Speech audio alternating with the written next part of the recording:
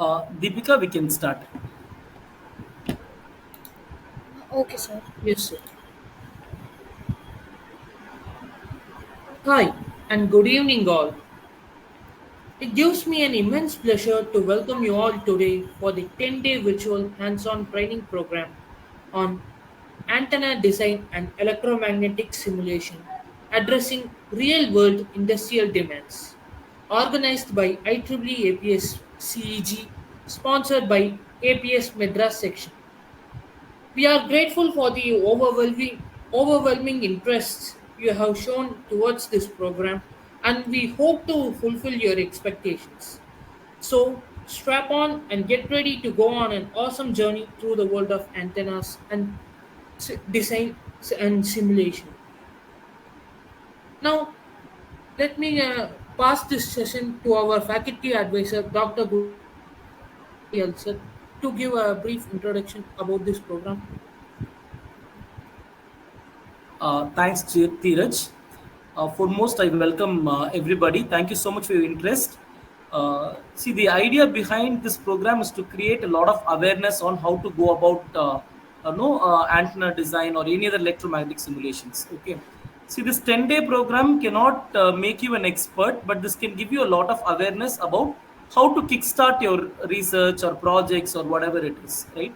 So we have meticulously chosen certain topics related to electromagnetics, and we also handpicked some of the useful resource persons whom you can interact, talk, discuss, get your doubts clarified, and move on with your simulations and other project stuff, right? So, Deepika, I think the student members they are doing wonderful job in taking this APS society forward. The members will now disclose the course objectives and course contents. Maybe that will enlighten you the objectives of this course. I once again repeat, the agenda is to create awareness. This 10-day session will not be sufficient to master the entire things available in antennas or in electromagnetics topic. Feel free to discuss, make use of the opportunity, and we're always there to help you out in any case of difficulties in between. So, best wishes, happy learning. Over to the APS members. Thank you, sir. Hello, all. I will walk you through the objectives, content, and outcomes of a 10-day training program on antenna design and automatic simulations. So, our objectives are to build a strong foundation in antenna design and automatics theory, develop practical skills in simulation tools, and learn real world design methodologies. By the end, participants will be prepared for applications in fields like telecommunication and wireless technology. The course content begins with an introduction to antenna design fundamentals and simulation tools, then moves to more special topics like microstrip patch antennas, MIMO, and frequency selective surfaces. You will get hands-on practice with advanced designs including MIMO and micrometer wave antennas and end with a comprehensive assessment of your practical and theoretical knowledge. Upon completion, outcomes include a solid understanding of antenna concepts, hands-on experience in simulation, and perform evaluation and problem-solving skills for real-world challenge. By the end, you will be industry-ready with skills suited for roles in telecommunication and electromagnetic analysis. Passing on to Umesh. Good evening, everyone. Now let's see the schedule to be followed for these 10 days. Starting with day 1, introduction to antennas will be given, and then the next 2 days, introduction to CST software and various topics such as micropatch antennas design, frequency selective surface, advanced micrometer wave antennas, and focusing mainly in giving the hands-on practice on FSS developer, multiple input, multiple output, and advanced antennas through simulation CSC software.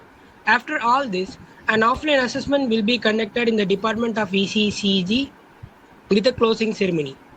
Participants are requested to maintain 80% attendance. A total of 15 hours will be spread across the training period. Make sure to manage your time well and commit to making this training a productive and insightful experience together. As already said, these 15 hours program will not make you an expert. Self-interest and evaluation can help you in doing in-house projects, carry out advanced research, etc. Try to make the best use of this program. The recorded videos will be shared for your reference. Feel free to ask your doubts by unmuting your mic. Thank you. Happy learning. I request Dr. Kavita Narayanasamy to continue with his lecture. Thank you. Thank you all. Thank you, sir, for giving me this opportunity to share my knowledge, a little knowledge on this particular area compared with our supervisor's experience. So, here I shall start sharing my screen. Um, Ma'am, sorry to interrupt you. Before you yes. start the session, I would like to give a brief introduction about you. So, with your permission, I'll proceed it and Okay, I'll sure. complete it in a bit. So, we are honored to have you, ma'am, today as the speaker for our first day. So, Dr. Kavita is an accomplished educator with over 13 years of teaching experience in prominent engineering colleges around Chennai and is currently an assistant professor at SRM Ishwari Engineering College. She holds a PhD degree in antenna design from the College of Engineering, Giddy Anna University, with a focus on reflector antennae using CST Microwave Studio. Her experience includes 3.5 years as a junior research fellow and project associate at SSN College of Engineering and working as a research engineer at IIT Madras Research Park. We sincerely thank Dr. Kavita for sharing her time to inaugurate the training program. With her extensive expertise, we look forward to gaining valuable insights from her on the introduction to antennas. Please join me in welcoming Dr. Kavita Narayanasamy as I hand over the session to her. Thank you so much, ma'am. Thank you, ma'am. Thank you so much. Thank you for introducing me to the participants of this session. It's really a happy experience to share the knowledge we gain out of our real world experiences to people who are really interested, especially children who are learning in this particular area. I actually started my research only based on the interest I got towards teaching antenna related topics in teaching industry, engineering institutions. So they're picking up knowledge based on the informations available in books and various videos which I used to educate the children. I got interest in entering into this particular field, and with the guidance of my supervisor, Dr. Gulam sir, I actually gained a lot more experience, which is practically not seen through any sort of books. So, what I wanted to always share with people, children who are learning regarding any particular topic is understand, though you study through the books for the purpose of exam point of view, it will be more interesting and more useful in remembering the concepts throughout lifetime if we relate the theoretical concepts with the practical considerations. So, as I was working in before entering into Ishwari Engineering College, I was working in as a research engineer in a company, so a wireless industry. So that wireless industry gave me a much more idea on the practical considerations which are really existing in the industries.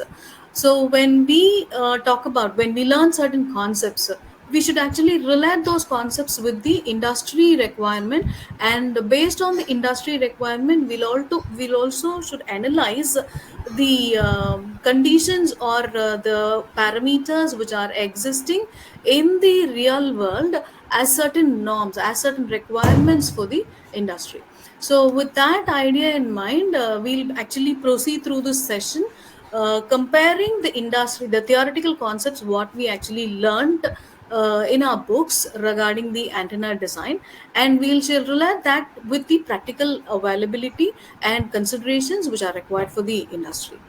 To get into this antenna design introduction, what we actually are going to see about is various types of water antennas and various types of antennas which are available. So, from the very basic, simple category of antennas towards the complex antennas which are related with various other applications in the real world, and certain parameters which we need to focus. We would have studied them as definitions in various books. So in addition to the definitions, we have to analyze the values of the parameters and how should they be selected in utilizing or in purchasing a particular antenna for a particular application. Even for when we are designing certain antennas, we need to focus on certain areas which actually are so important in industry point of view. So such discussions we'll be continuing in this session, and the outcome of the session is going to be at the end you will be able to have an idea on what are the features of the antenna that we should mainly focus on in when we are designing it for a particular application, and what should be the parameters that we need to analyze when we are designing such categories of antennas. So a summary of all these informations we'll be able to collectively get at the end of the session, and that will be really useful when you are entering into the real world application for designing a particular antenna in any given application or question point of view. What is an antenna? We all almost know about the antenna structure, antenna definitions. To simply state, an electrical circuit which is going to receive its signal from a source through a transmission line, and that electrical circuit is going to radiate the energy into the free space. So for this purpose, what is the very simple requirement is the source is going to pass on the the electrical signal through the conducting wires, through the transmission line. And when the transmission line is flared at some angle, the signal reaches into the space in the form of radiations, the electromagnetic waves, which are getting transmitted in the wireless medium to a distant place or a closer place. That depends on the application. So this radiated energy, the reverse wave also, it keeps working. It receives the signal from the space which is sent towards it, and that signal is picked up by our antenna, and that signal is passed on to the receiving end for further processing. So in a communication system, antenna is one part which is going to actually transmit waves and also receive waves. Thereby we have two varieties of antennas while we are focusing on. One is our transmit antenna, which is radiating the energy into the surroundings, and the receive antenna, which is going to pick up the signal from the surrounding. Now, these antennas are designed based on the fundamental concepts given by various scientists regarding the electromagnetic waves existence, how they are, the properties of the electromagnetic waves. So based on these designs, based on these ideas given by such educated people, such scientists, we have a classification of various antennas. So such antennas are being classified based on various aspects, especially on the size in the sense, the size of the antenna is going to be decided based on a operating frequency. So when the operating frequency, if you decide an operating frequency, the f, that operating frequency is utilized to calculate the wavelength. You all know the relationship between the wavelength and the operating frequency. So based on that relationship, we find what is the wavelength, and based on the wavelength, we decide what should be the size of our antenna. On a very simple case, we would have studied in theory Hertzian dipole, which is nothing but a not a real existing antenna structure. It is a part of the antenna which is used for analysis of the antenna's electromagnetic radiations.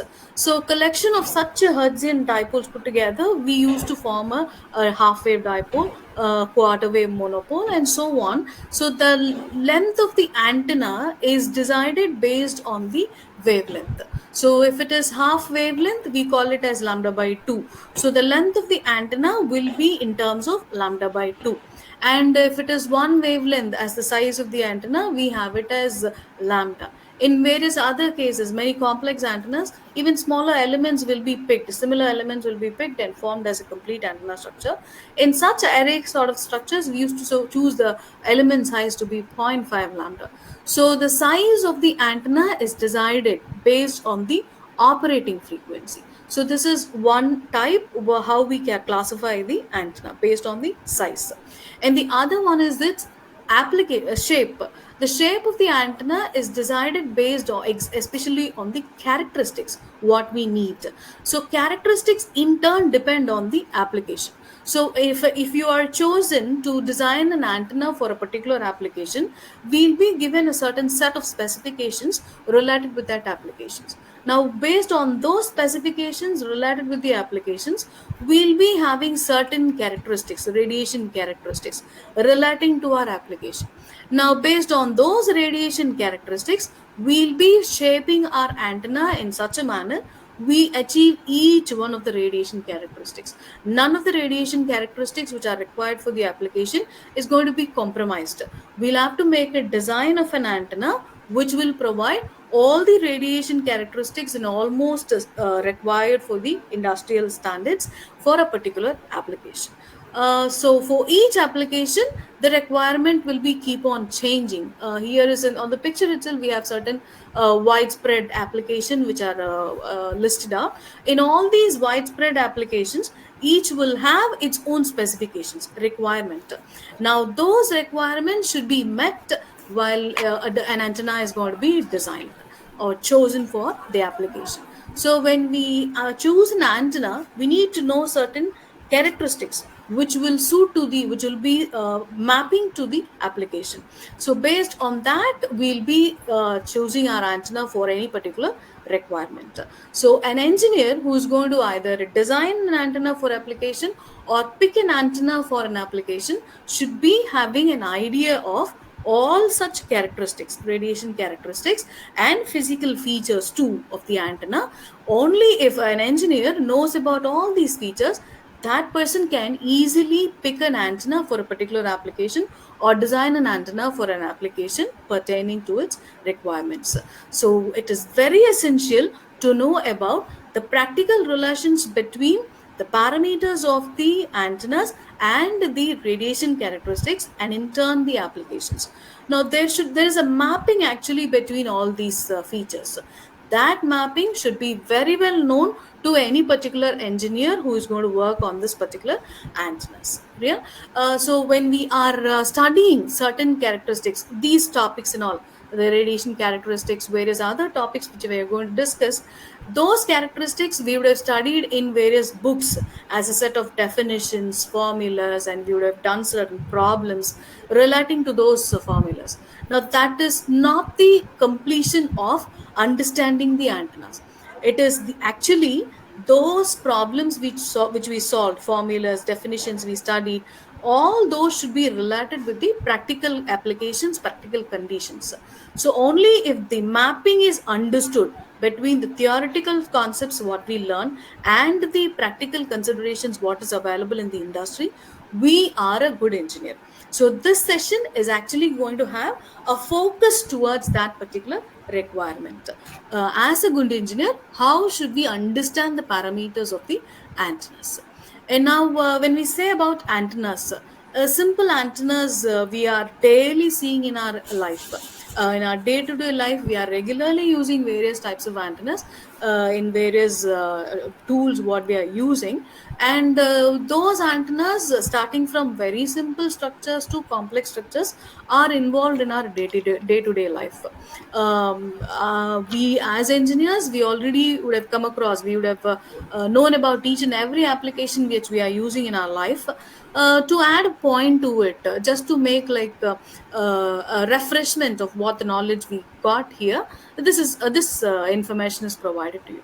So when you take the case of the cable what we connect to our TV, from the antenna, from the dish antenna, or from the cable person who is connecting us the signal, we will be connecting to the TV point, the cable what is shown in this first picture. And now when you look onto this one, the copper wire, the wire which is inside this one, we'll be just shaving the outer insulating material, and we'll be letting the copper cable into the connector. So even that simple modification in your antenna, in your cable, will provide you a better performance in the picking of signal and transmission of signal. Yeah. So that is also, as we said in our initial definition of antennas, a simple transmission line which is going to be flared at one end is going to provide radiation. That is what is the very basic concept of antennas. So as in the below picture also, you can see just a pin, a metallic conductor which is in the V shape, which is flat together, flat at one angle, and those collection of V shaped structures, metallic structures, if they are arranged in a form of around insulating material, that will act as a log periodic array. So that will be acting as a antenna which is going to pick up and resend the signal. So even our the antenna which we would have seen in our vehicles, those are very simple antennas which are developed for the purpose of just transmitting and receiving signals.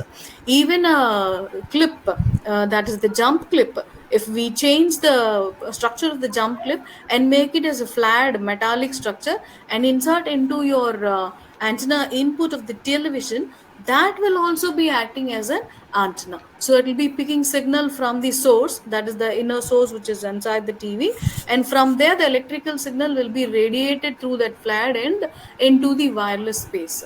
So these are all various simple antenna structures we have seen in our day-to-day lives. Even in several movies, our Tamil movies are giving an information about all such simple antenna structures and transmissions. Wherever we need, we can create them. So such very simple antennas we are in day-to-day life, we are seeing, and we are using in our life. And when we consider the case of complex antennas in the sense the structure may be big, its design may be complex, it will be a costly one in the case of fabrication, material. So in all ways, it will be a complex antenna structure, but the purpose of it will be a large one. If we want to achieve a big gain, a high gain from the antenna structure, if we want to have a directional beam towards space, if it has to be focused towards space, such requirements will be fulfilled by complex antenna structures.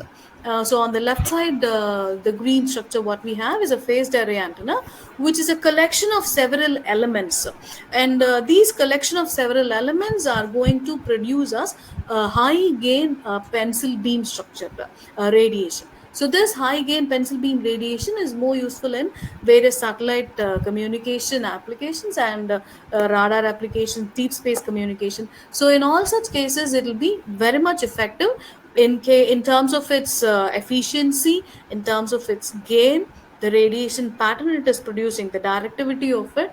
So in that manner, we achieve an enhanced performance characteristics from such complex antennas.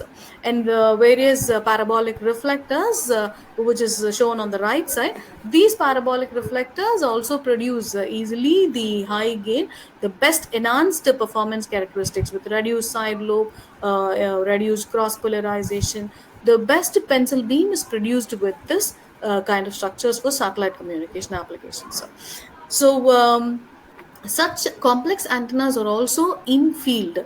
So while we are designing, whether it is a simple antenna or whether it is a complex antenna structure, the only requirement is we need to understand its final application and its related specifications. So once those specifications, if you are able to match with the characteristics of the antenna, and that characteristics, if you are able to map with the parameters of the antenna, then automatically the design procedure will become a simple one and the best one. So these are the requirements or understandings that an antenna engineer should possess. So this will be a sample of the antenna specification requirement given by industries. So the industry, when you are going to sit as an antenna engineer in any particular industry, this will be the objective given to you, the sheet given to you, specification sheet. What is the requirement, what is the application going or application related with your antenna, what you're going to design, and what are the requirements, the performance characteristics required in that particular antenna what you're going to design, and what are the other electrical characteristics which this should be compatible with the communication, other communication devices. So all these information put together in a small table will be provided to you. So with this table, you'll have to start your work as a design engineer. So when I was working in my industry, the wireless industry, I was given a sheet like this. With this sheet, we have to produce, we have to start the design of the antenna that it satisfies each and every point given in this. So in industries, that is related with profit. So when it is related with profit, it won't be compromising its final objective, that is the profit. So in order to achieve the profit, it has to satisfy the client who gives this particular specifications. So if the client has to be satisfied, then these requirements what they give should be satisfied. So it becomes a very big job for a particular design engineer, you understand. So here, when you are given the sheet, you cannot in any way compromise any of these points. So when you are designing an antenna for a particular application, each of the points should be taken care very much, and that should be proved or attained through the antenna which you are designing. So these are the critical areas on which you need to have a knowledge on.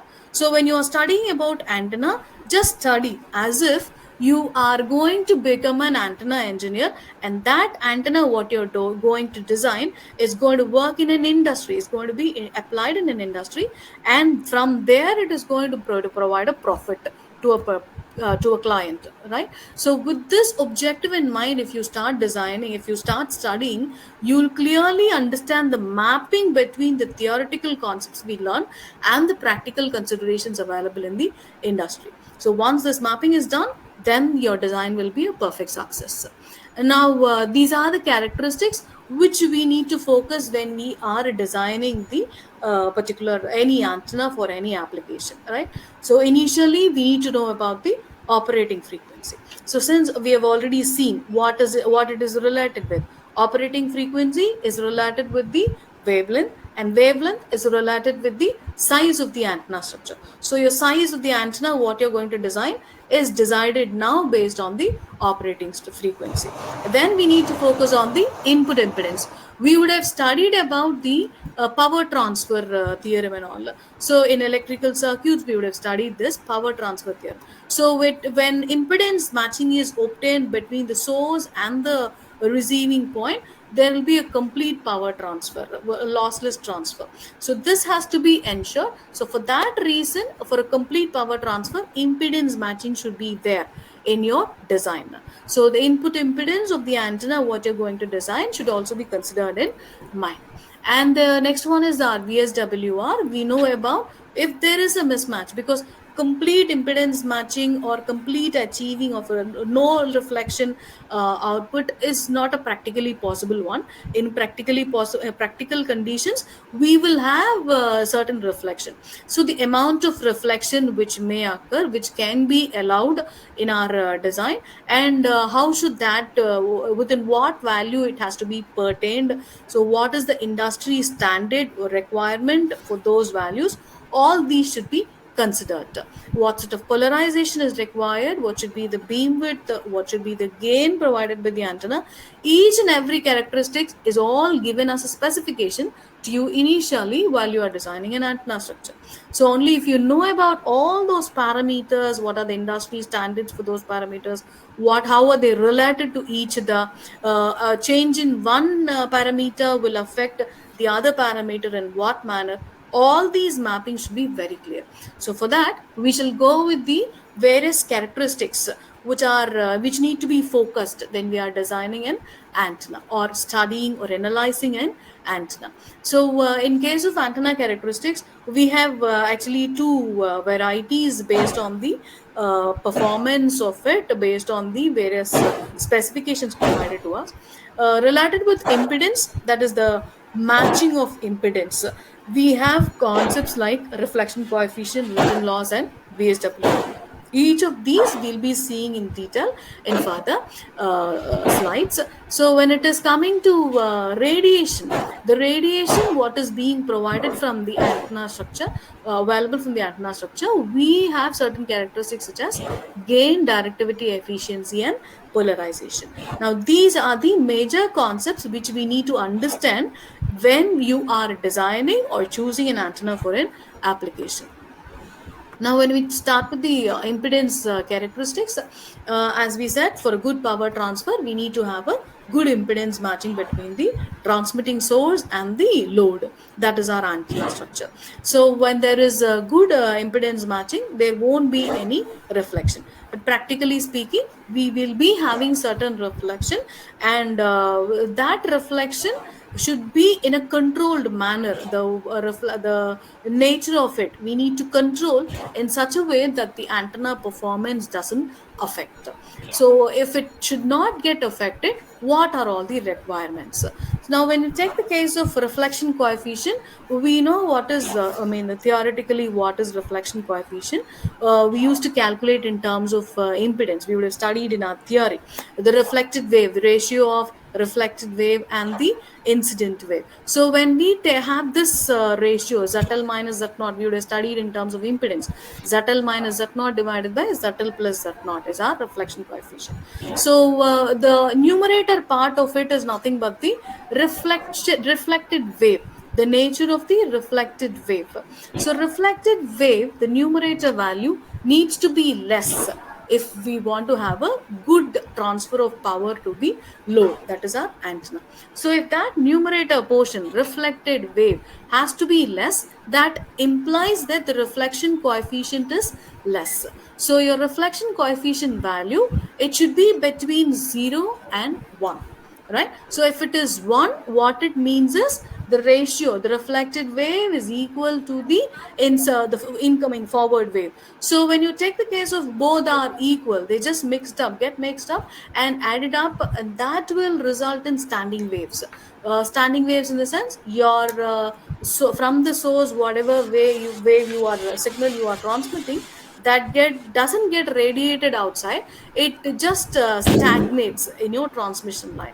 So those are the standing waves. So that is not our requirement. Our requirement is we want to have very less reflection, we need to have more power radiated out of the antenna, the load, right? So the reflection coefficient should be as low as possible when you are focusing on the design of an antenna.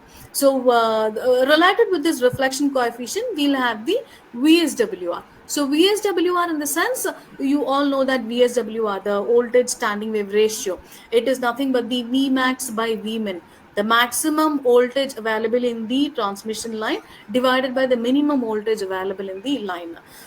So this standing wave, maximum voltage by minimum voltage, this value needs to be between 1 and infinity. If it is infinity, that means Vmax is very much larger. The numerator portion is very much larger. That means the standing wave, much of the transmitted wave is getting stagnated in the form of our transmitting wave, and nothing is getting radiated outside the antenna. So our requirement is our VSWR should not be a higher value. It should be closer to 1.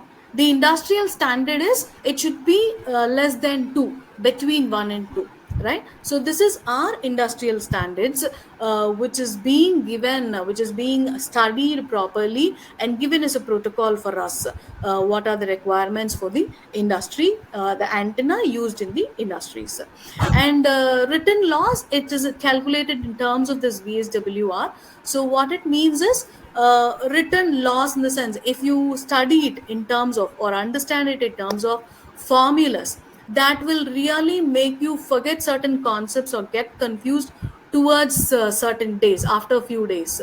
If you understand it like in terms of the logic, then you will be able to understand or remember it throughout your lifetime. So written loss, so what it actually means is when the reflected wave, when the reflected wave is coming back, so loss means this reflected wave is less in quantity, right? While the reflection from the impedance matching, which is not properly there, from the load towards the source, if that reflection is of a reduced value, then it is a favorable condition, right? So the return loss value should be a lesser value. So this is where we need to focus. So when the antenna is completely radiating all the energy which is transmitted to it, then it is a good radiation. If it is completely radiating, only a very little return is there, then the return loss is a good value, right? So if we have more of return loss, it means less reflection is there. Clear? And the next thing is, so we need to focus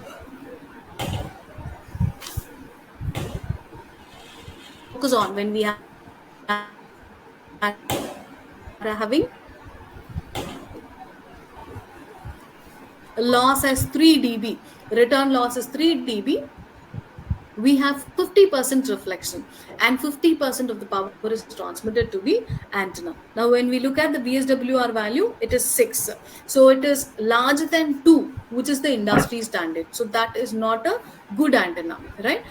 So we have to relate all these characteristics and understand their requirement, and then relate to your designer. Simple dipole characteristics if we want to study. This dipole characteristics, if we simulate, design the dipole, say for example in CST Microwave Studio, if you are designing the dipole, you will be designing it based on the first requirement, the frequency. So the frequency the designer has chosen for this example is 27 say gigahertz. So at 27 gigahertz, at 27.16, as per our simulation, at 27.16 we have a dip in the reflection. So what it means is the reflection coefficient value is equal to -31.357. So we saw that this is in dB, right? This is in dB scale, not a linear one. So when this dip is there, what this dip means is we have a good reflection, right? So there is a this is our resonating point. Now the dipole is resonating at 27.16 dB, and VSWR for the same thing, it will be calculated, it will be plotted, and that VSWR value is closer to 1 at that particular operating frequency. Now based on the same design, for the same design, there people have simulated what is the impedance at that particular frequency. So the impedance value, the real value and the imaginary value is obtained in that plot, and based on this we need to fix our source, connect our source to this particular antenna in the form of coaxial cable if you are connecting. So we need to consider that the coaxial cable is the source which is going to provide energy to the antenna, this particular dipole antenna. So how it should be connected is the input impedance, the impedance of the coaxial cable should match with the impedance of this antenna structure. In such a manner, we'll have to place the coaxial cable in a position on the antenna system, thereby the antenna, thereby the impedance matching is attained. Once impedance matching is attained, there will be a complete power transfer to the load, that is our antenna. So this ensures maximum coupling between the coaxial cable and the antenna system. So these are the factors or parameters which we need to consider when we are designing an antenna.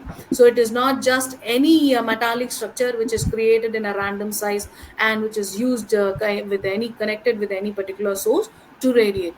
These are very intricate features which we need to focus on so that we get a good performance out of those antenna structures. So for if in case though they are being properly designed, we have certain impedance mismatch in that.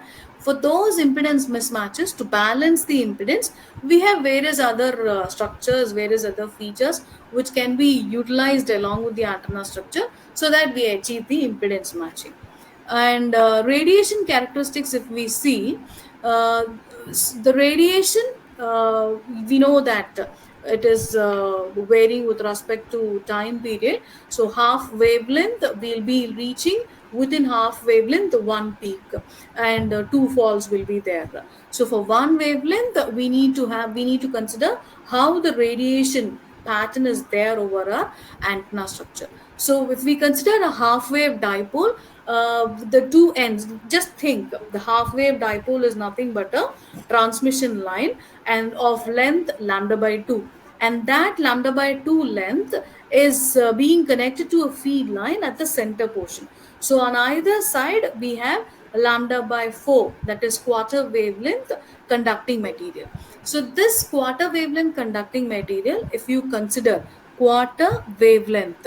So in that radiation picture, half wavelength is reaching a peak from zero and again falling back to zero.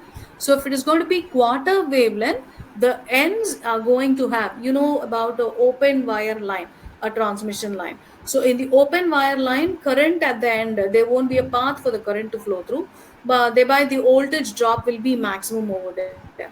So at the this is just the sort of an open wire line, which is having a length lambda by 4. So we have a peak is from 0 towards the termination and towards the center, that is the conducting point, we have a peak.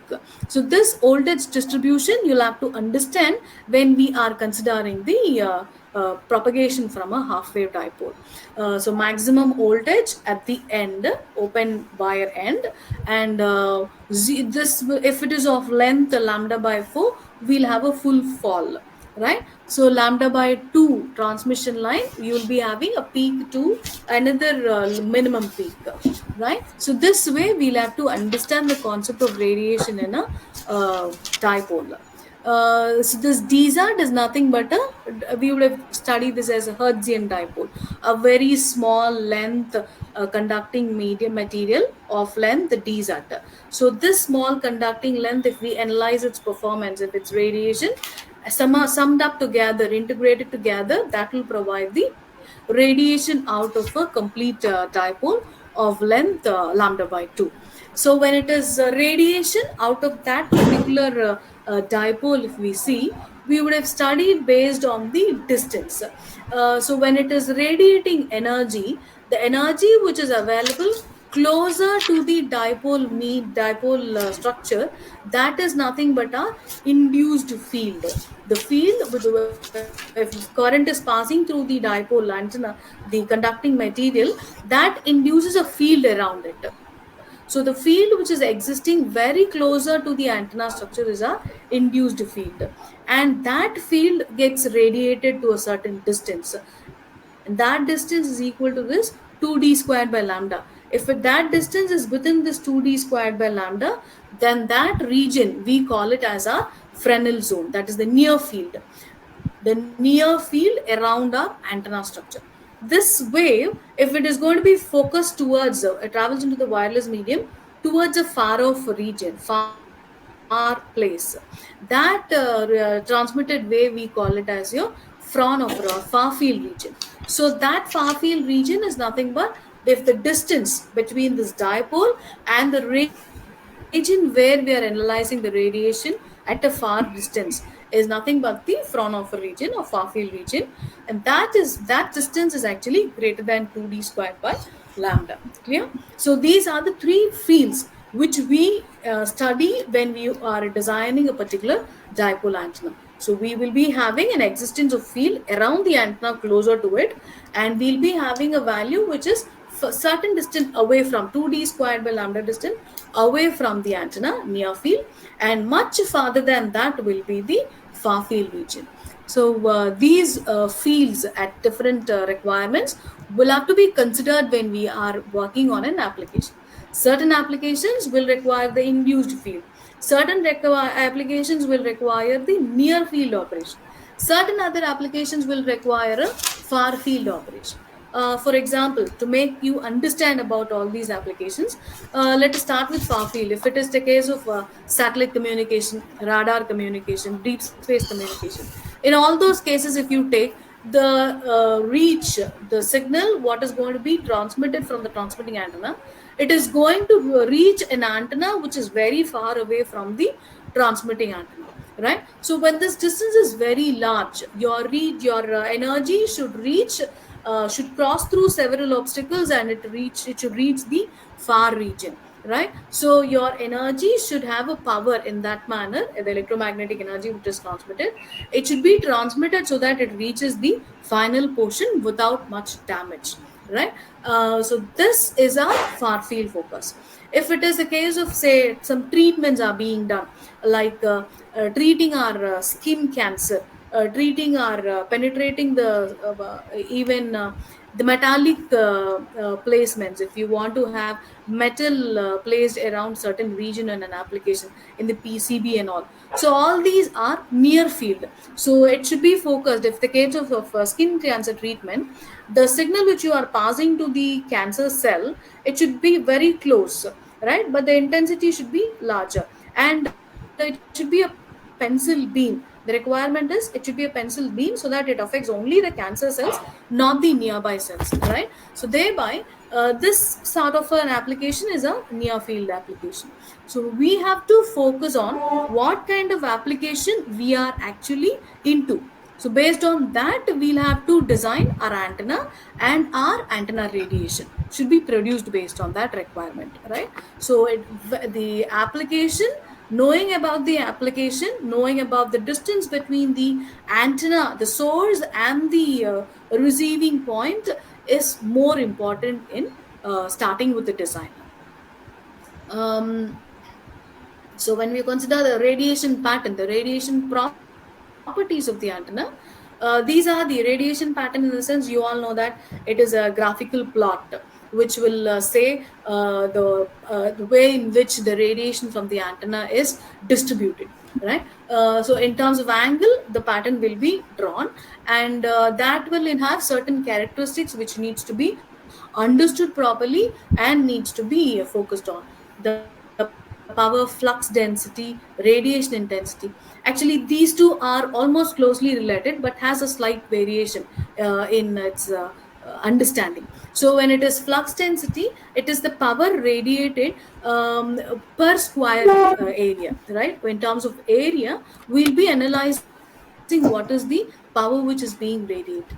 When it is radiation intensity, it is related with time. So it is the radiation within a certain duration, thereby it is rate, right? So the radiation rate within the angle, you used to call it as solid angle. So within a 3D angle, we'll be focusing on what is the radiation which is passed on. Just to consider it with a practical case, when you have focus lights, so focus lights in the sense only a certain portion, the focus light will be focusing its light. So the intensity of the light will be more or over only a certain area. So that should be related with your radiation intensity, right? So these two will be differing based on the way in which the radiation is analyzed, right? Over an area is different, the power flux density, and over a particular, in with respect to time, in addition to area, with respect to time, if you analyze, that is our radiation intensity. And field strength, the magnetic field and electric field magnitude, which needs to be considered, right? So we all know that the magnetic field and the electric field will be normal to each other. So in the normal directions, how are their strength, right? So this should be analyzed in order to have our based on our application. In certain applications, we will be requiring the magnetic field strength more in quantity. In certain applications, we'll be requiring need to focus on more on the electrical energy.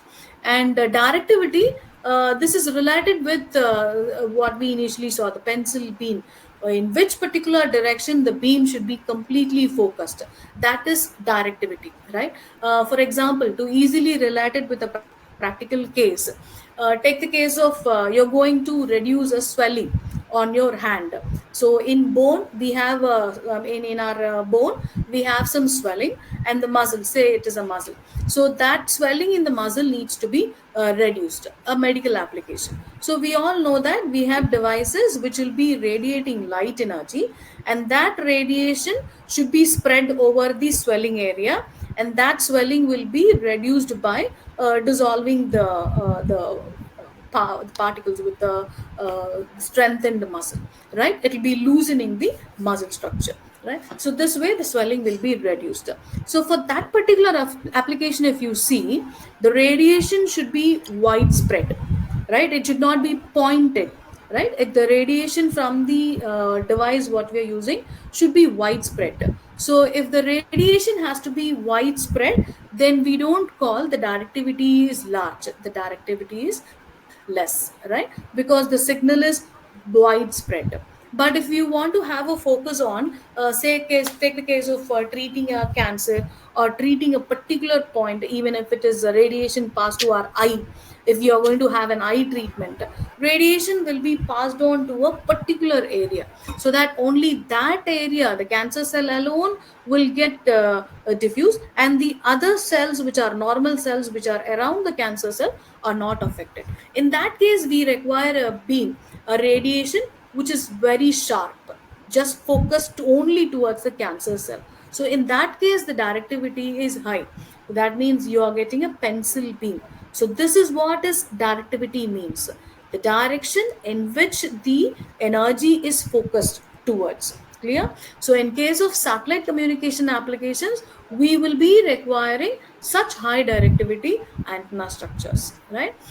In cases of near field applications, we will be requiring a widespread beam. If you want to cover a wide area, then we'll be focusing on having widespread beam, so where the directivity will be less, right? uh, the next is polarization in the sense, you all know that what is polarization. Will be aligning the strength to in particular direction, the radiation in one particular direction. So it can be either horizontally polarized, vertically polarized, or circularly polarized. That is, your electric field strength should be polarized in any of this particular direction based on your application. In certain applications, for example, if you take the case of an antenna which is going to have both transmitting antenna, transmitting elements, and receiving elements. We all know that transmitting element will be for, let us take the case as an antenna which is going to have transmitter, transmitting elements, but operating in a particular frequency, and another receiving elements should be for, operating in a different frequency. Now these two should not interfere with their performance. If they are interfering, then each of their application, each of their requirement will get disturbed. So they should not get interfere. So if they should not get interfere, we need to align them in different directions. So if we are aligning the vertical elements, that is the transmitting elements in vertical direction, the field of the receiving antenna should be aligned in horizontal direction. This we call as discrimination. Now this discrimination is very much important if you are going to have both transmit and receive elements in the same aperture. For such cases, the polarization, the concept will be more important, right? So more important to focus what all elements should have what polarization. So these are the features which are related to the radiation pattern, which we need to have focus when we are designing. And in case of radiation pattern, this is what we already related with directivity and all. So in terms of words we spoke, now we are seeing it in terms of picture. Now when you take the case of a radiation pattern, which we already saw as a graphical plot of the electromagnetic field distribution in a particular direction. So this is what it is meaning. The main lobe direction, that means the direction in which most of the energy from the transmitter is focused out of your antenna, right? So the antenna is going to produce major radiate most of its energy only in that particular direction, as specified as main lobe. Okay, and the other points, other features that need to be understood from this diagram is the minor lobes. Minor lobes in the sense, the lobes which are of reduced in intensity and energy level, and those lobes which are in the unwanted directions, right? Those we call as minor lobes. So these are or side lobes, right? So these side lobes should be as less as possible. There is another kind of lobe which is not actually given in this picture, which is at the back of the main lobe, exactly in the opposite direction of the main lobe. Those are called as the back lobes. So if a good antenna, which should have a good directivity, it should produce radiation only in the required direction, that is the main lobe direction. Then the back lobe should be of very reduced values, right? So back lobe should be reduced in the particular design, and the antenna should have very less side lobes too. So side lobes in the sense, those are wasted energy. They are energy which are radiated in the unwanted direction. So those are wasted energy. So we have to focus that the side lobes value should be as low as possible. For each application, actually the industry used to provide various values of side lobes. For certain applications which have lesser gain, they have a different level of side lobe value provided, and for certain applications where high gain is concentrated, that will give you a different, that industry will give you a different side lobe level. So based on the requirement of the industry, we need to focus on the values of the side lobes. So an antenna should be designed in such a manner that the main lobe value is large and the side lobes are very less, back lobes are also very less, right? So we have to remember all these points when we are designing a antenna structure. And half power point, in the sense, half power point is nothing but from the peak value half of the power, where we have half of the power distributed. So the angle between these half power points, we usually call it as half power beam width, which we need to focus when we are worried about directivity, right? So a directional beam, in the sense, this half power beam width value, the beam width value will be very less. If it is a broader beam, in the sense, the half power beam width value will be very large. In the initial pick of industry standard, what we saw in our example, I'll just go back to that. So when you look at this condition, the specification sheet provided by the industry for one particular application, which means they need an antenna, a microstrip patch antenna, which is of low profile active antenna, is required for our application. So this application requires a beam width of 80 cross 80 solid angle. Solid angles, in the sense, the 3D angle. So the 3D angle should be 80 degrees. So which means this is a wider beam. This particular application is requiring a wider beam, right? If in certain cases we have designed antennas which are useful for satellite communication application. So in that satellite communication application, we wanted a pencil beam to be generated. So pencil beam, in the sense, our requirement, the beam width requirement will be 5 to 6 degrees or lesser than that. That will be called as a pencil beam. So just imagine how will that 8-degree or 6-degree beam will be. It'll be a very sharp beam structure. Thereby this beam width is a very less value, right? You understand this? So these are the various points we need to focus on the radiation pattern characteristics. So here are the few points which we just now spoke. The 3 dB beam width, 3 dB, in the sense, that is the half power beam width. 3 dB from the peak, 3 dB lesser value. So that beam width we need to consider when we are choosing any application. And front to back ratio, in the sense, the main lobe to back lobe ratio. So main lobe magnitude will be on top. In the denominator, we'll have the back lobe value. So back lobe value should be as less as possible. So this, if it is denominator is less, the numerator portion, the front to back ratio, is going to be large. So a good antenna, in the sense, that should have a good front to back ratio, a high front to back ratio, which means the back lobes are very less, reduced in value. Okay. So side lobes, when you compare with the main lobe, side lobe, the first side lobe, the radiation which is available in the unwanted direction, that is our side lobe. So that side lobe will be given by the industry. In satellite communications, this side lobe level is given as minus 13 dB, any value which is less than minus 13 dB. So we'll be focusing on our design such that a pencil beam is achieved with side lobe level less than minus 13 dB. So this will be our focus. So this is how we start obtaining or analyzing the pattern of the performance characteristics of the antenna, which we are designing for an application.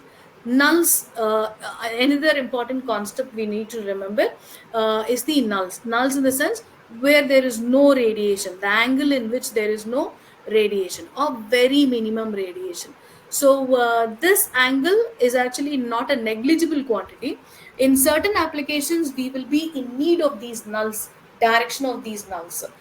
In cases where say the case of in a surrounding, in an environment, we are going to focus the energy only to a particular area, right? And we don't want other areas to receive this signal, or disturbances from the other areas should not be received, should not be disturbing us. The receiving antenna what we have, it should not get disturbed by the noise which is available, interference signals from the other areas. So in those cases, we will be focusing on antenna. The antenna radiation will be made in such a manner that nulls are in the direction which are the unwanted areas, right? So if the nulls are focusing towards the are in the directions of the unwanted region, any sort of interference from that region will not affect us. The antenna will not pick it, right? So this is what the nulls are important for. Okay. And not only on the main beam, your focus should also be on side lobes. Your focus should also be on nulls if it is a receiving antenna, right? So based on the antenna what you are designing, based on the application for which you are designing, you will have to focus on all these smaller aspects of the antenna in design. You understand this? So any concept in antenna is more important when you are producing an antenna for a application. So knowledge on all these concepts should be you should be aware of all these concepts. Clear? And that this is the collection of all these information just we spoke about is being listed here. If it is transmit antennas, they need to produce high effective power in the direction of the intended receiver. So where we need to focus in that direction, the majority of the power should be focused, transmitted. If it is receive antenna, it should avoid the unwanted signals, which is the null regions, and it should pick up in the transmitting direction all the energy, and only the required energy what we want, that alone should be picked up. The side lobes should be as less as possible. uh, so this is what we need to concentrate when we are designing on transmit antennas and receive antennas. So why we are focusing on, why we are stressing on these points is there is a difference between designing a transmitter antenna and designing a receiver antenna. So both should not be treated in the same manner. There are certain requirements for a transmitter antenna and there are different requirements for the receive antenna. Both should not be treated the same. So just to understand the importance of understanding the various parameters involved in the antenna design. Clear? Um, and the pattern of radiation, the radiation pattern types, already we have spoken a lot about it. Isotropic in the sense the ideal case, right? In all directions we'll have the same amount of radiation. That is practically impossible. It's an assumption. We consider that this will be taken as a reference for various other designs. So isotropic means it radiates in all directions with the same amount of power energy. And omnidirectional in the sense in different directions, in all directions we'll have the radiation, right? Directional in the sense focus towards one particular direction, right? So omnidirectional pattern will be like this in all directions, that is 360 degree. You'll have the radiation being around the antenna, and if you are cutting this particular pattern, this is a 3D pattern which is on the left side. If you cut the 3D pattern into 2D pattern, you can see based on our cuts whether we make it over the elevation plane or whether we make it on the azimuth plane.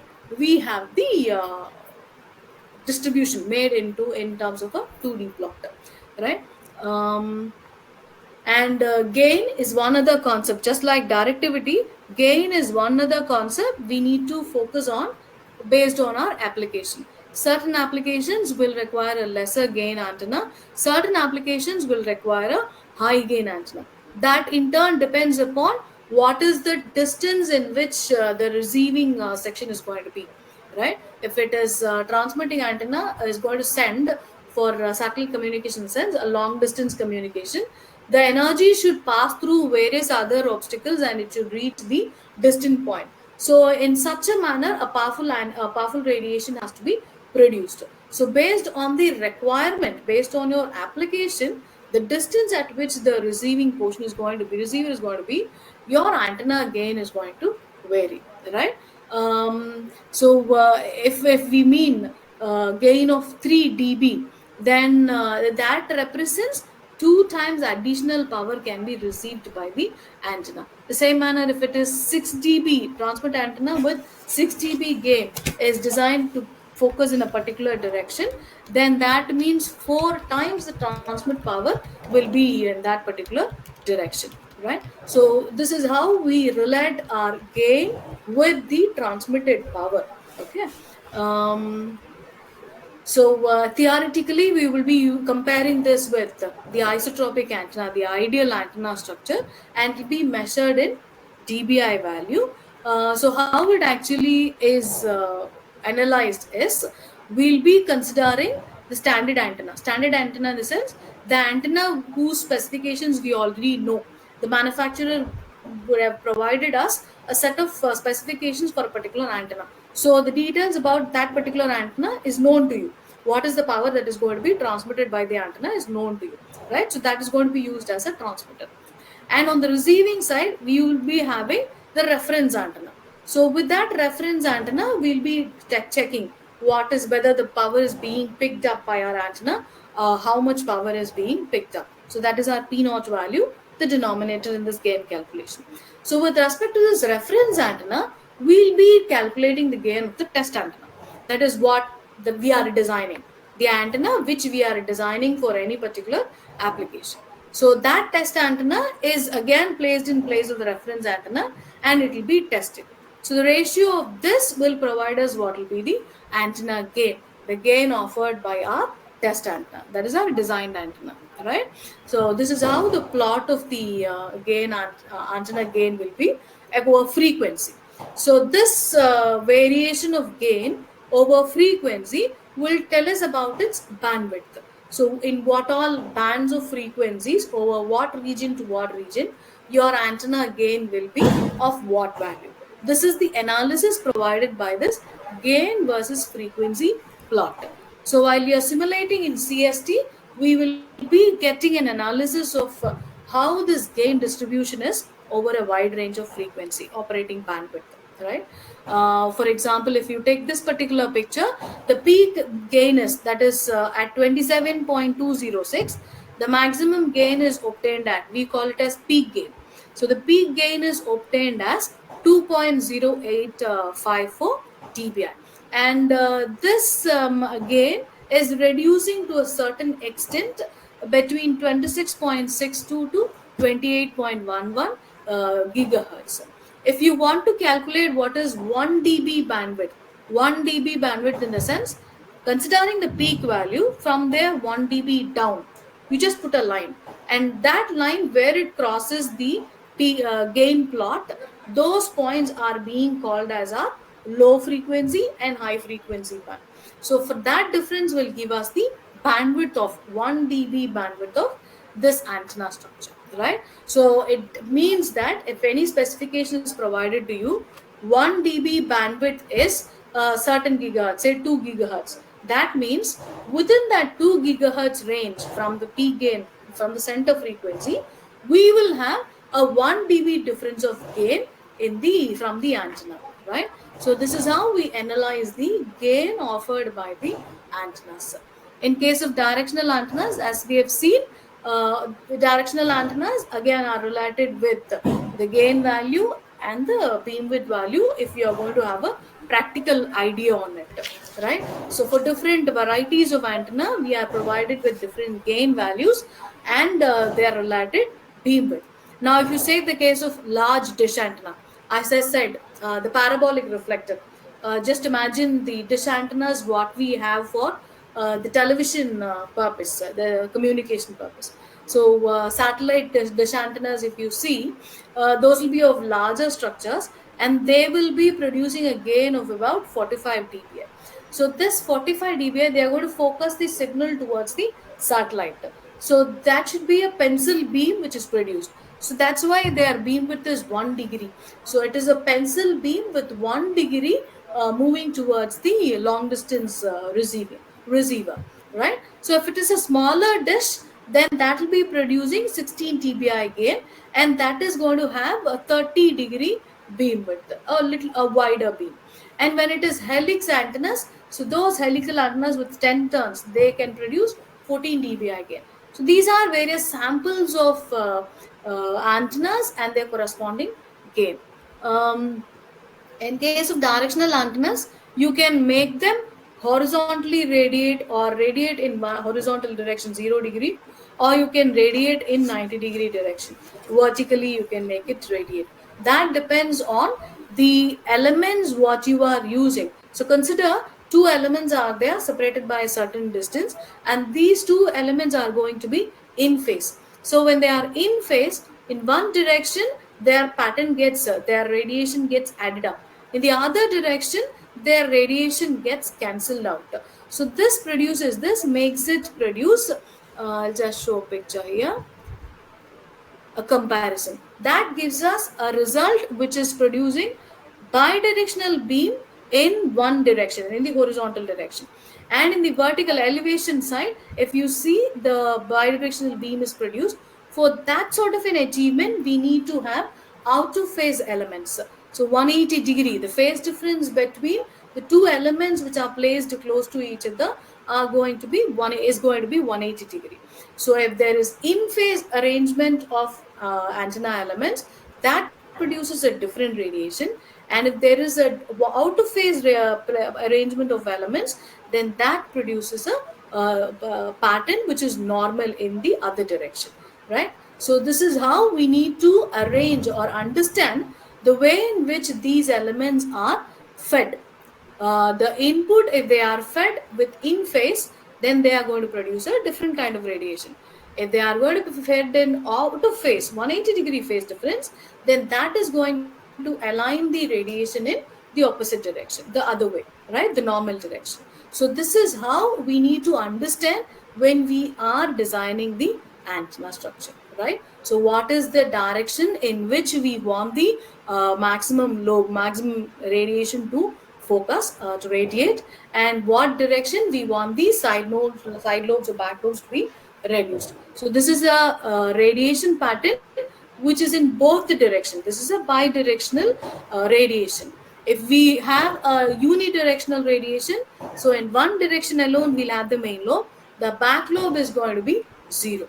But this is producing a radiation pattern in both the direction, a bidirectional antenna, right? So this is a unidirectional antenna, a sample which is going to give us a radiation in only one particular direction.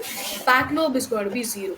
So if your back lobe is going to be zero, a dipole antenna, we know it produces radiation in both the direction. That is this way,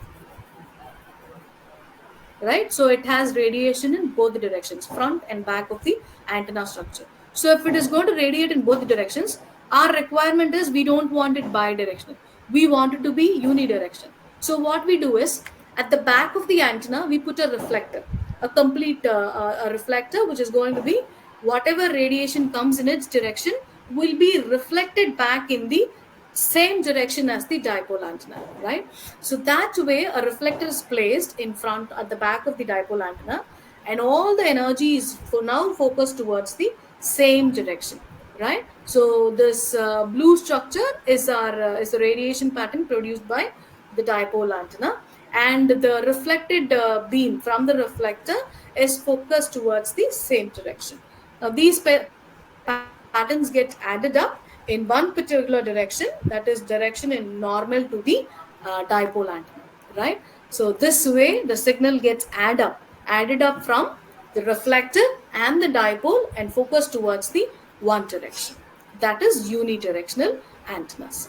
So such unidirectional antennas in the initial periods of television systems, we had this way. We had a Yagi-Uda antenna where the element with the red structure is our dipole. That is the active element. So that is going to produce a bidirectional radiation. And that bidirectional radiation, the opposite, the back lobe, will be actually reflected by the reflector, which is at the back of the antenna. And in the front portions, we have radiators. We call them as radiators. Those radiators will be into directors, and those will be of same length or even of reducing length we can have. And those will be actually passing on the radiating the energy towards the required direction, right? So if you have more number of directors, then the directivity of the beam will be improved further, right? This is how we had a TV antenna long back in 80s. We were using such TV antennas, right? That those antennas are called by the name Yagi Uda antennas, which will have a dipole and a radiating element, reflector, and several directors, right?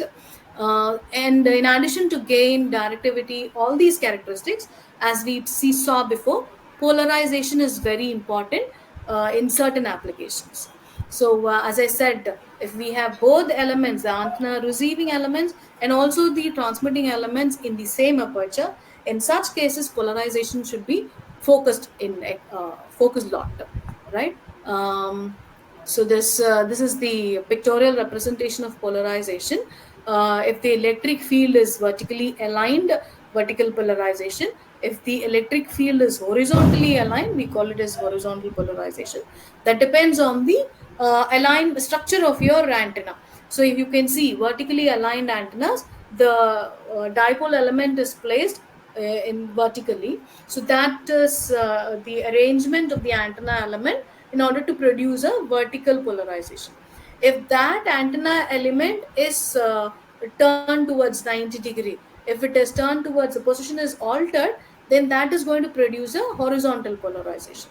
So the antenna, not only this particular dipole element, whatever antenna aperture you are choosing, antenna structure you are choosing, it produces a vertical polarization or a horizontal polarization. So shape of the antenna is more important when we consider the polarization in our application, right? And if the structure is rotated, then that will be, the field is going to be rotating in 360-degree, then that is going to be a circularly polarized one. In achieving circular polarization, there are various ways of doing it. In certain applications, such as these array antennas and all, we'll be rotating these elements with the motors. That was the initially used polarization procedure. So that is also a way of achieving circular polarization. So this polarization matching is more important, just like having the alignment of the field towards the other end. We need to have the polarization matching too. Just like we focus on impedance matching, we should also focus on polarization matching. If there is a mismatch in polarization, then automatically, just like the concept of your standing waves, you need to remember this. If there is a mismatch in polarization, the field will get, instead of getting added up, it will get degraded and your signal will become a poor one. It will not be a properly received signal, right? So there should be a polarization match in the antennas what you are using. So if you are using as a transmitter, matching in the sense, if the transmitting antenna is horizontally polarized, the receiving antenna should also be horizontally polarized.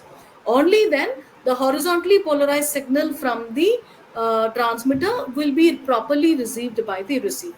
So you cannot have a horizontally polarized transmitter and a vertically polarized receiver. That will be losing all the signal, right? Thereby, we should have a polarization match when you are implementing antennas in your application, right? So have a clear idea about what polarization is utilized in transmitter and in the receiver. In case of radiation efficiency, this means how much radiated power, the ratio of radiated power to the accepted power. That is, whatever power is being transmitted from the source, that should be properly radiated by the antenna structure, right? So, the radiated power in numerator, in denominator, we'll be having what is the amount of power that is being given to the antenna from the source. That ratio is our efficiency. So this describes as how well the antenna radiates all the power given to it into the free space, right? So this is what is our radiation efficiency, and that is also related with our gain and directivity. G is equal to eta into T value, where this eta is nothing but a radiation efficiency. So practical antennas, we'll be preferring to have this efficiency at least 50%. So 50 to 75% efficiency is a practically to be implemented case. And if any antenna is less than this value, then that is not a good antenna. That means the antenna is not radiating all the power it is receiving. Most of it is lost or absorbed by the antenna. Only lesser power is radiated by the antenna. So that is not a required feature. Requirement is at least a part of the radiated energy, the transmitted energy should be let out, radiated. So 50% at least should be our antenna efficiency when we are designing it, right? 100% efficiency, we know that is an ideal condition. As just as we say, reflection cannot be avoided, 100% impedance matching cannot be achieved, this can also not be achieved. 100% efficiency cannot be achieved, but you can try to achieve it between 50 to 75 percentage. So we have various other reasons for the antenna to absorb the energy, for the signal to be getting lost, not completely radiated. So all these considerations in mind, the practical condition is set to be 50 to 75 percentage efficiency. You understand this? So these are the various factors we need to remember when we are designing any particular antenna, right? So the choice of antenna or the design of antenna, what you are doing, it completely depends on application. That is one factor we need to remember. So when you are an antenna engineer, you will be provided with an application and the specifications related to the application. So when you are starting the design, the first thing you need to focus is on the frequency, the operating frequency, what is given to you. And based on the frequency, you'll determining the antenna size. So that is going to be our second step. What will be the size of the antenna? And when you consider this, take the case of size of antenna. One important information I wish to share with you. It is not like that we need to stick on to the theoretical value or justifications provided to us. The antenna size can be reduced based on our applications requirement also. So if you take the case of microstrip patch antennas which are being designed for our mobile phones and all, in the initial days of mobile phone introduction, the mobile phone used to be of a larger size, heavy object. So the requirement, as the features of the technology has improved, the antenna size what we are using in each and every application is keep on reducing in size. So based on that reduction in size, this theoretical value of antenna size has also come into consideration. That has been changed.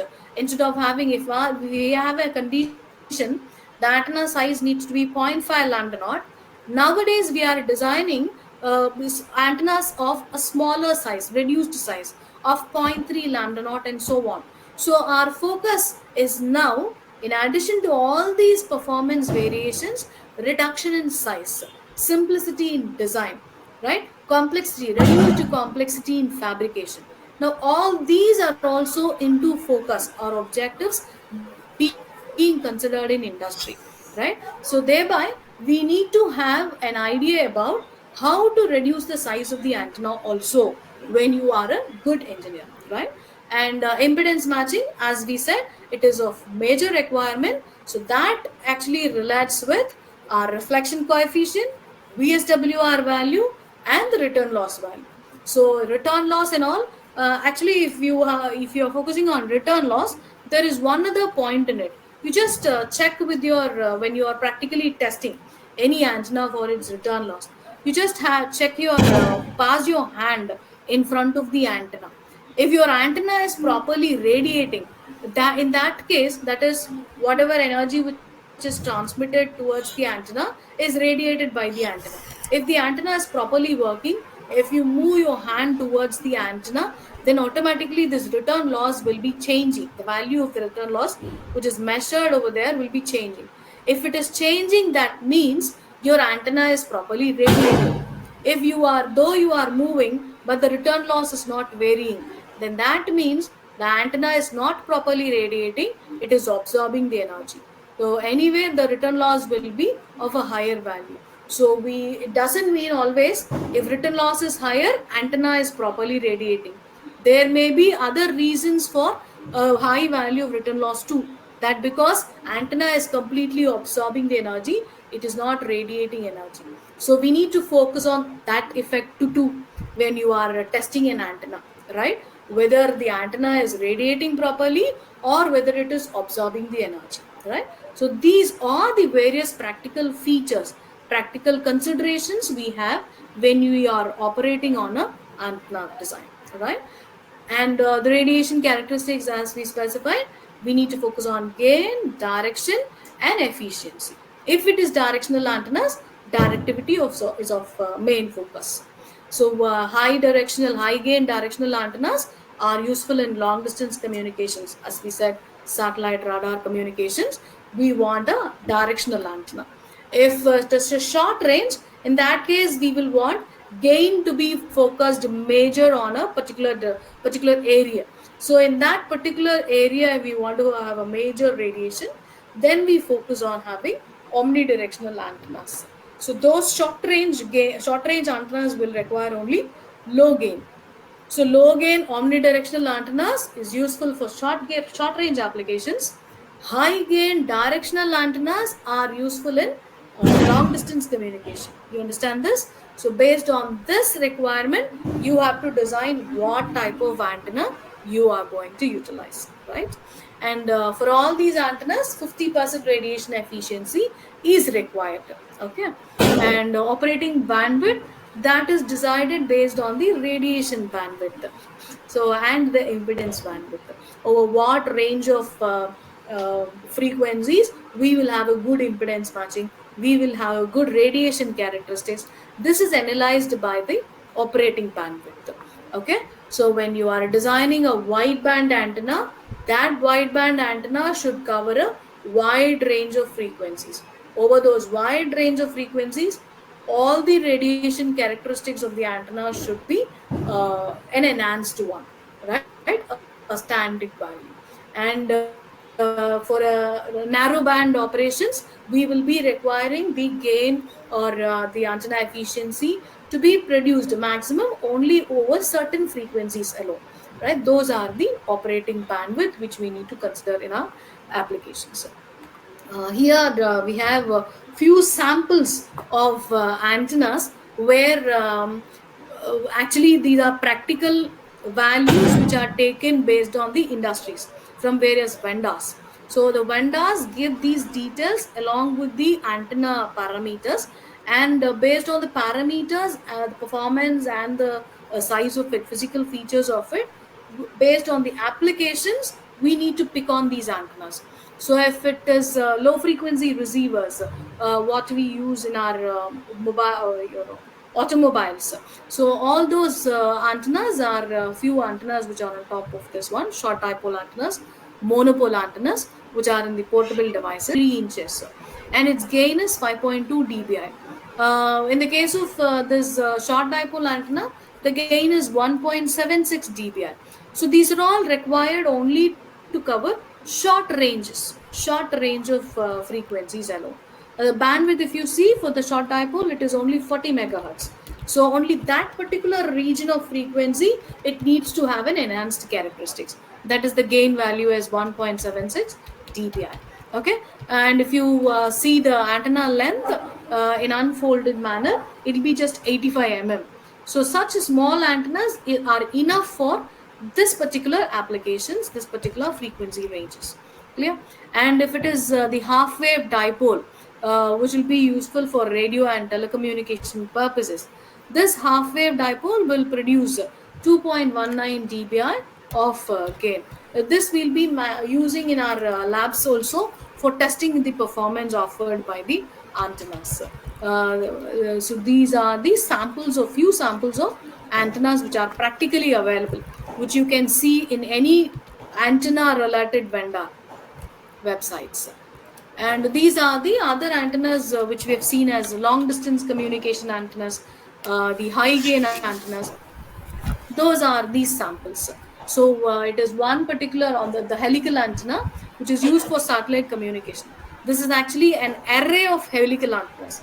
So if you see, first few of those helical antennas are focused in one direction, and few other five elements are focused in the opposite direction, in the other direction.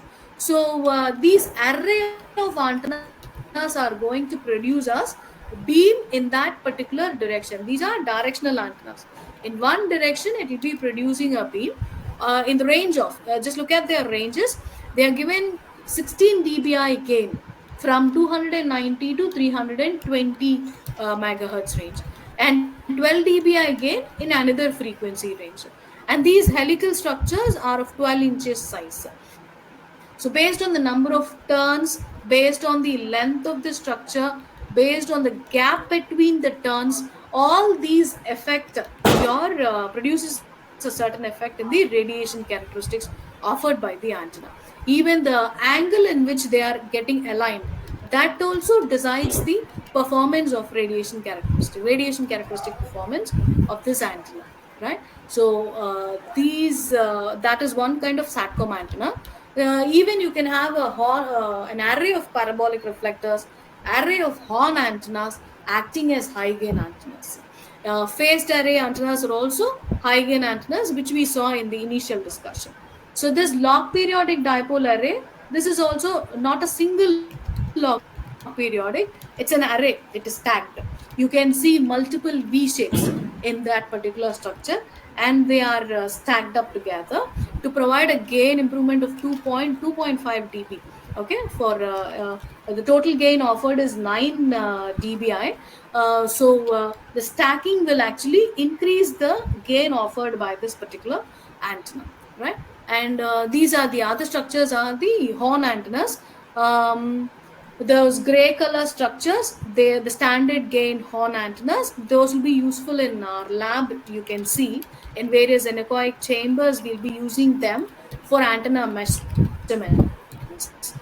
We saw that in the initial discussion how gain is analyzed, how gain is calculated for a particular test antenna. We'll be having a standard antenna whose specifications will be provided by the vendor. So with reference to that standard antenna, we'll be testing reference antenna and our final antenna, designed antenna. So those standard antennas are these. They will be of different size based on their frequency. So the larger one is of lower frequency. X band, in the sense, it will be of one particular size. If it is KU band, it will be of lesser size. The second size of the antenna will be related to a higher frequency, and the smaller antennas will be related to the larger frequencies. You all know that we in the initial discussion we saw frequency will relate with lambda, and lambda will relate with the size of the antenna. So that is how the antennas are varying in their size based on the frequency of operation. Whereas the one with four holes, four structures. So those are the dual linear structures, which means polarizations. It offers dual polarization, horizontally polarized signal and also vertically polarized signal. If you look at their structure, you can see there'll be 90-degree in alignment. So that will be offering horizontal polarization and vertical polarization at the same time, right? So those are called as dual polarized antenna structures. These are called the aperture antennas, which will be used to provide a high gain. Now, when you see the topper, the antenna conical structure, which is operating at 100 gigahertz frequency. So it is in the range of a larger frequency, which is offering 25 dBi gain. So look at the size of the antenna. Its outer diameter is only 16 mm, smaller size, 16 mm. So that 16 mm is related with your 100 gigahertz large frequency. So that's the relationship between your frequency and the size of the antenna, right? So if it is large frequency, the size of the antenna will be lesser, and the gain produced by this antenna is 25 dBi. Yeah. So here we have an idea now about what are the parameters of the antenna, both in its physical features, both and also in its radiation performance. What are the parameters? How are they related to each other? How are they affecting each other? In what manner? And what are the industry requirements which we need to remember, while we are designing an antenna, right? So a collection of all these information is going to be an input to you when you are starting the analysis of or design of an antenna structure. So if you are choosing for any particular application, whether you're going to design an antenna or you're going to pick an antenna from the vendor, you just need to consider all these parameters, and no, none of these parameters can be compromised if it is the case of industries. So when you are if it is for research purpose, if it is you're going to study or for a make it for a project, then we can have certain compromises based on the finance what we have, the cost of the antenna structure, the complexity, or the duration what we have to complete this project. Based on all these features, we can have certain compromises. But when we go for industries, compromises are not allowed. For industries, we need to have all the specifications 100% achieved, at least 99% achieved in each and every particular design. So as a RF design engineer, a person should be aware of all these basic characteristics, knowledge on the characteristics. Just not the definition or formula will be sufficient. You will have to relate all these parameters, map it to them, map them to the industry standard, map them to the application. So this knowledge of mapping is more important for any particular, any sort of an engineer, right? So students, please have in mind, while we are studying, it is not any simple concept which we are just rushing up, mugging it up for certain duration, writing for the examination point of view, getting scores, or even getting placed through interviews and all. That is not important. Importance is, if you want to remember this as a lifelong concept, relate their characteristics with the real world. Then you will never forget any concept related to any particular application. Yeah. So this is the point which I learned when I was in the industry. So when I was in the teaching field also, I couldn't get this information related with industry. But when we are studying, where we are lacking.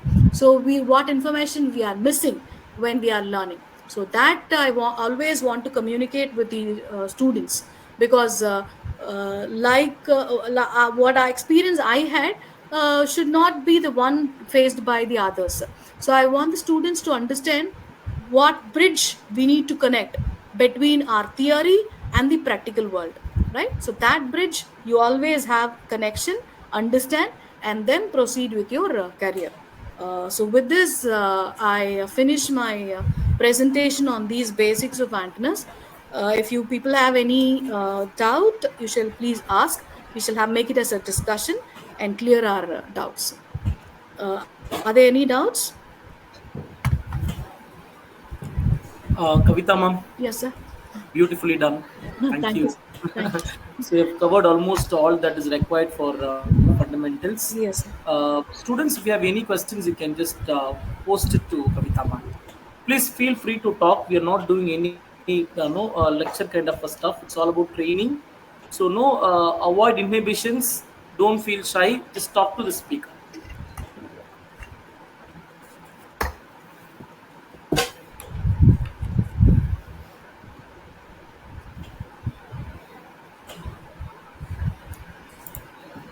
Hello, ma'am. Am I audible?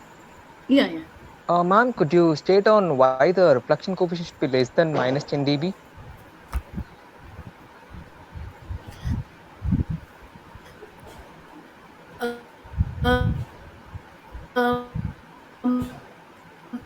You see, as I said, the reflection coefficient is actually the resident one, right?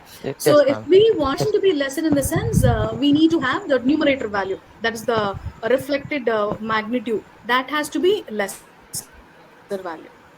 Yes, ma'am. Lesser in the sense, if a practical condition, I mean ideal condition in the sense, zero value. So the Okay. maximum value, if they are going to be equal, it is going to be 1. So between 0 and 1, if Okay, you're ma'am. considering, if you want to have a lesser value, instead of linear scale, if you consider it in logarithmic one, okay, in that Okay, ma'am. case, the range what we have as closer to the 0 value is that minus 10 dB range. Okay, so that is where we Okay, fixed ma'am. as if it is below that value, then you're going to have a good reflection. Okay, so we set Okay, this ma'am. at a All right. standard value for compared with our range what we have. Yes. Ma'am, and then regarding gain, we have a reference of a 3 dB. It's going to represent about twice the maximum gain of what we have set as a reference. Okay. And if it is about 6, it is about 4 times. So is there any relationship between the 3 dB and then the product of gain that we have? Is there any relation? Relation in the sense it's related with the efficiency of the antenna. You saw it as the power radiated. In terms of power radiated, we have a relationship. Gain in terms of power Okay. radiated power Oh, divided by reference power. So when you're okay, converting ma'am. it into the dB value, so there we have a quantity. The proportionality is being considered in terms of that 3 dB values. Right? That Okay, ma'am. proportionality is what is defining us this relationship. Twice Okay, more. ma'am. Thanks Yeah. a lot, ma'am. Thank you.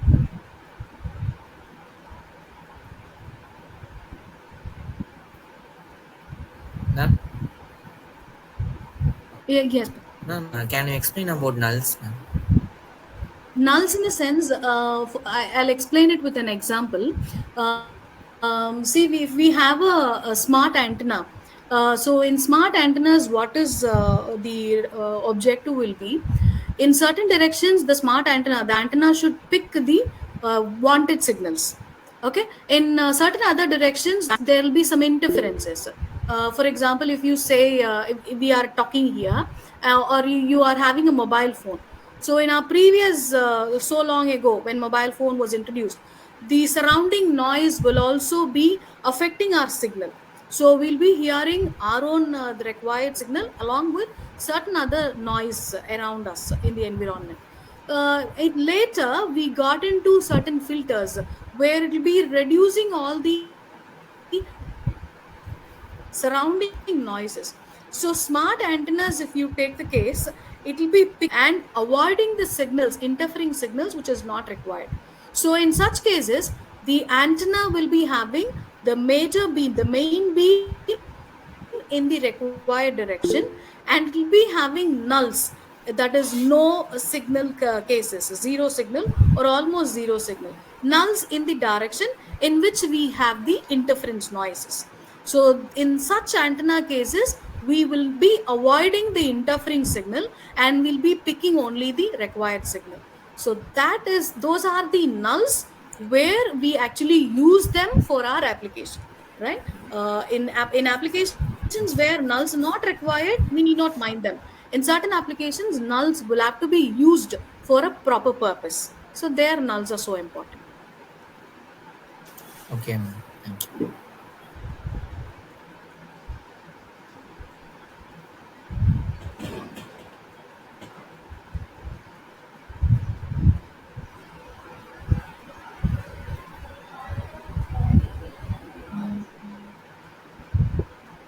So if there are no other questions, we can close the session for today. Are there any other doubts? Okay. So, Kavita ma'am, it's indeed a great start for us. Thank you so much for your contribution today. I request Deepika to formally provide the vote of thanks. Yes, sir. So, as we conclude day one of our 10-day training program, a heartfelt thank you to Dr. Kavita ma'am for her invaluable insights on antenna fundamentals. Your expertise set a solid foundation, and we appreciate your time and guidance, ma'am. I also thank all the participants for their enthusiastic engagement in today's session. So, with that, we wrap up today's session and we look forward tomorrow. Thank you all and have a wonderful evening. Thank you so much, ma'am.